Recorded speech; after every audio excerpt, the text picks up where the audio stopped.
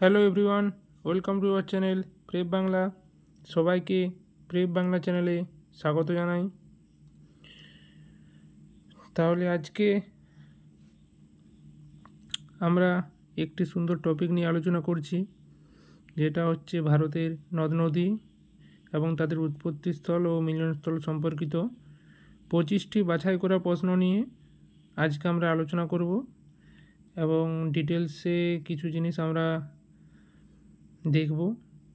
তাই সবাই ক্লাসটি শেষ পর্যন্ত দেখো। তাহলে শুরু করা যাক। আজকের প্রথম প্রশ্ন, গঙ্গা নদীর উৎপত্তি কোথা থেকে হয়েছে? তাহলে অত্যন্ত একটি সহজ প্রশ্ন। গঙ্গা নদীর উৎপত্তি হয়েছে গঙ্গোত্রী হিমবাহ থেকে এবং এটি উত্তরাখণ্ড রাজ্যের গাড়োয়াল হিমালয় অঞ্চলের একটি অংশ থেকে উৎপত্তি হয়েছে, যেটি গঙ্গোত্রী হিমবাহের গোমুখ গুহা নামে পরিচিত। এবং এটি ভাগীরথী নামে শুরুর সময় এটি ভাগীরথী নাম নেয় এবং পরে এটি অলকানন্দা নদীর সাথে মিলিত হয়ে গঙ্গা রূপে প্রবাহিত হয়। পরের প্রশ্ন, ব্রহ্মপুত্র নদ ভারতে কোন নাম দিয়ে প্রবেশ করে? ব্রহ্মপুত্র নদ কোন নাম দিয়ে প্রবেশ করে ভারতে? লোহিত, যমুনা, দিহাং নাকি বরাক? তাহলে সঠিক উত্তর অপশান সি, দিহাং। দিহাং নাম নিয়ে এটি ভারতে প্রবেশ করে অরুণাচল প্রদেশ রাজ্যের মধ্য দিয়ে এবং এটি ব্রহ্মপুত্র নদ কৈলাস পর্বতের চেমায়ুং দুং হিমবাহ থেকে উৎপন্ন হয়েছে তিব্বতের, যেটা তিব্বতে অবস্থিত, এবং এটি তিব্বতে সাংপো নামে প্রবাহিত হয় এবং এটি যখন ভারতে প্রবেশ করে সেটা দিহং নামে পরিচিত হয় এবং বাংলাদেশে এই ব্রহ্মপুত্র নদীর নাম হয় যমুনা। তাহলে এটি মনে রাখবে অপশানগুলি। এবং পরের প্রশ্ন, গোদাবরী নদীর উৎপত্তি কোথায়?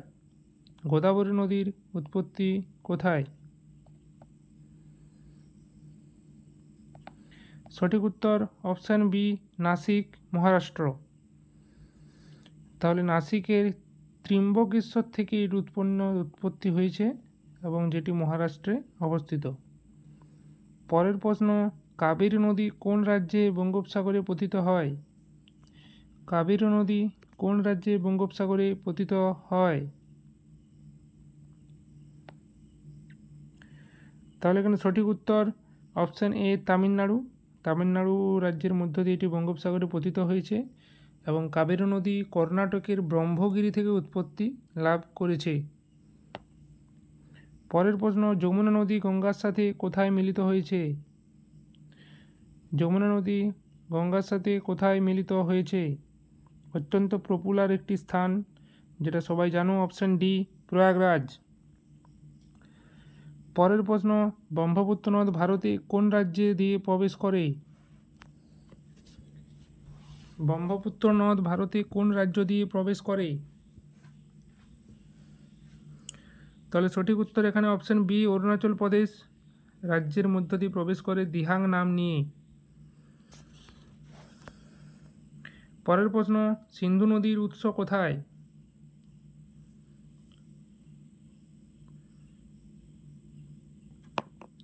তাহলে সিন্ধু নদীর উৎস কোথায়? মানস সরোবর। অপশান এ, মানস সরোবর হচ্ছে তিব্বতে অবস্থিত। তিব্বতের মানস সরোবর থেকে সিন্ধু নদীর উৎপত্তি হয়েছে। পরের প্রশ্ন, নর্মদা নদী কোথায় বঙ্গোপসাগরে পতিত হয়? নর্মদা নদী কোথায় বঙ্গোপসাগরে পতিত হয়?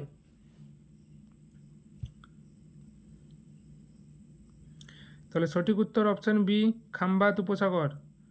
খাম্বাত উপসাগরে পতিত হয় গালফ অফ খাম্বাত। তাহলে নর্মদা নদী মধ্যপ্রদেশের অমরকণ্টক মালভূমি থেকে উৎপত্তি লাভ করেছে। পরের প্রশ্ন, ঘাগরা বা ঘরঘরা নদী গঙ্গার সাথে কোথায় মিলিত হয়? তাহলে ঘাগরাটাকে অনেক সময় ঘরঘরা বলা হয়, এটা ঘাগরা নামেও পরিচিত আর কি। তাহলে কোথায় গঙ্গার সাথে মিলিত হয়েছে এটি? বারাণসী, পাটনা, ছাপড়া নাকি হরিদ্বার? তাহলে সঠিক উত্তর এখানে অপশান সি ছাপরা। এটি বিহারের একটি স্থানের নাম ছাপরা। তাহলে বিহারের ছাপরাতে এটি গঙ্গার সাথে মিলিত হয়েছে। এবং ঘরঘরা যে নদীটি গঙ্গার একটি বাম তীরের উপনদী, আমরা সবাই জানি গণ্ডক, ঘরঘরা, কোশি এগুলি সবই বাম তীরের উপনদী। এবং এটি তিব্বতের একটি জায়গা থেকে উৎপত্তি লাভ করেছে এবং পরে এটি নেপালের মধ্য দিয়ে প্রবাহিত হয় এবং ভারতে এটি উত্তরপ্রদেশ এবং বিহারের মধ্য দিয়ে প্রবাহিত হয়ে গঙ্গার সাথে মিলিত হয়। পরের প্রশ্ন, কাবেরী নদীর উৎপত্তি কোথা থেকে? কাবেরী নদীর উৎপত্তি কোথা থেকে?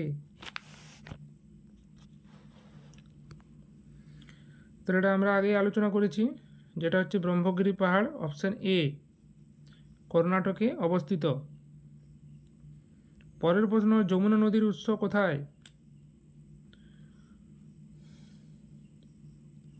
গঙ্গোত্রী, যমুনোত্রী, ঋষিকেশ নাকি মানস সরোবর? তাহলে সঠিক উত্তর যমুনোত্রী হিমবাহ। উত্তরাখণ্ডের যমুনোত্রী হিমবাহ থেকে যমুনা নদীর উৎপত্তি হয়েছে এবং এটি একটি গঙ্গার প্রধান উপনদী, যেটি প্রয়াগরাজে গঙ্গার সাথে মিলিত হয়। পরের প্রশ্ন, তাম্রলিপ্ত বন্দর কোন নদীর তীরে অবস্থিত ছিল? গঙ্গা, দামোদর, রূপনারায়ণ নাকি সুবর্ণরেখা? তাহলে এটি কোন নদীর তীরে ছিল? Option C, Rupnarayan.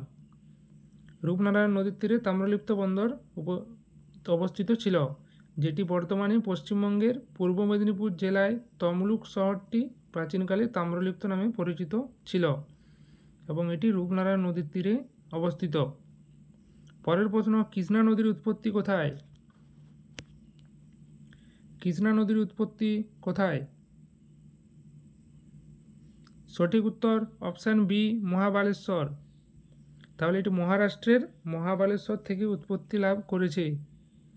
পরের প্রশ্ন, গোমতী নদী গঙ্গার সাথে কোথায় মিলিত হয়? গোমতী নদী গঙ্গার সাথে কোথায় মিলিত হয়? Correct option D, Gazipur. পরের প্রশ্ন, তাপ্তি নদীর উৎপত্তি কোথায়? একটু স্পেলিং মিস্টেক হয়ে গেছে। তাপ্তি নদীর উৎপত্তি কোথায়?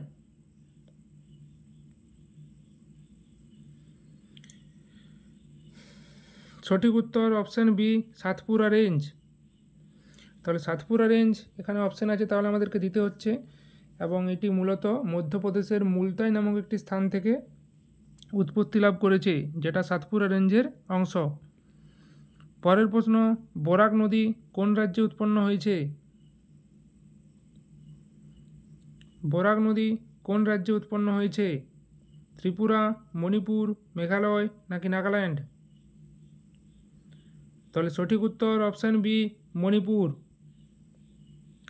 এবং এই বরাক নদীটি হচ্ছে মূলত ভারতের পূর্বের যে রাজ্যগুলি এবং বাংলাদেশের বর্ডারের মধ্য দিয়ে প্রবাহিত হয়েছে এবং এটি মণিপুরে উৎপত্তি লাভ করেছে এবং পরে এটি অন্যান্য রাজ্যের মধ্য দিয়ে বিস্তৃত হয়েছে।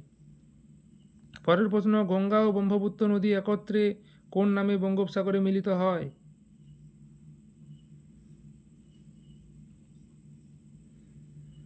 সঠিক উত্তর অপশান ডি, মেঘনা। মেঘনা নাম নিয়ে এটি বঙ্গোপসাগরে পতিত হয় শেষের সময়ে। পরের প্রশ্ন, গঙ্গা নদীর প্রধান উপনদী কোনটি? গঙ্গা নদীর প্রধান উপনদী কোনটি? যমুনা, গোদাবরী, নর্মদা, দামোদর? তাহলে সঠিক উত্তর অপশান এ, যমুনা। পরের প্রশ্ন, ভারতের একমাত্র নদী যা পূর্ব থেকে পশ্চিমে প্রবাহিত হয় সেই নদীর নাম কি? গঙ্গা, তাপ্তি, নর্মদা নাকি কাবেরী? তাহলে সঠিক উত্তর অপশান সি, নর্মদা।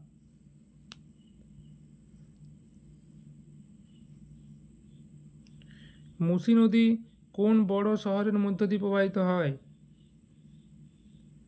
মুসি নদী কোন বড় শহরের মধ্য দিয়ে প্রবাহিত হয়?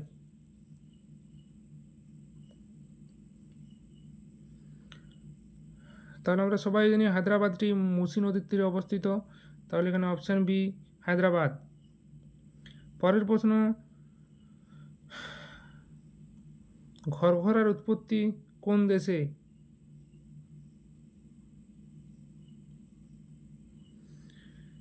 ঘরঘরা বা ঘাগরা নদীর উৎপত্তি কোন দেশে? সঠিক উত্তর অপশান বি, তিব্বত। তাহলে তিব্বতে উৎপত্তি হয়েছে। যদি নেপাল থাকে তাহলে নেপালও দিতে পারো, কিন্তু এখানে নেপাল এবং তিব্বত আছে, তাই আমরা অ্যাকচুয়াল উত্তর তিব্বত নিয়ে নেব। পরের প্রশ্ন, কোশি নদী কোন নদীর উপনদী?